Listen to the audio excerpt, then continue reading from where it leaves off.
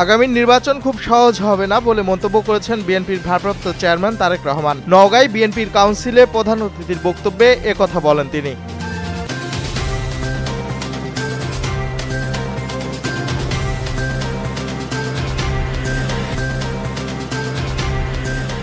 পুলিশের ডিআইজি পদমর্যাদার ৭ কর্মকর্তাকে পদোন্নতি দিয়ে অতিরিক্ত আইজি করেছে সরকার। স্বরাষ্ট্র মন্ত্রণালয়ের জননিরাপত্তা বিভাগের জারি করা এক প্রজ্ঞাপনে এ তথ্য জানানো হয়েছে।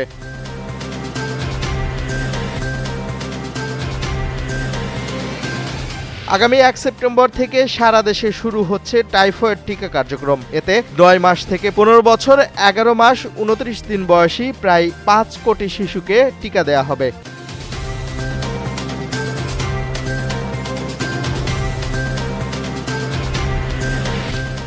ভারতের বিরুদ্ধে পরমাণু যুদ্ধের হুমকি দিয়েছেন পাকিস্তানের সেনাপ্রধান আসিম মনির। ভারত এই মন্তব্যকে পাকিস্তানের স্টক ইন ট্রেন্ড হিসাবে অভিহিত করেছে, এমনটি জানিয়েছে এনডিটিভি।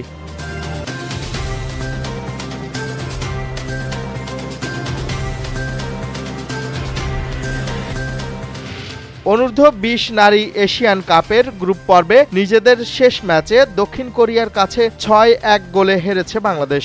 অপর ম্যাচে চীনের কাছে লেবানন ৮-০ গোলে হেরে যাওয়ায় চূড়ান্ত পর্ব নিশ্চিত হয় বাংলাদেশের।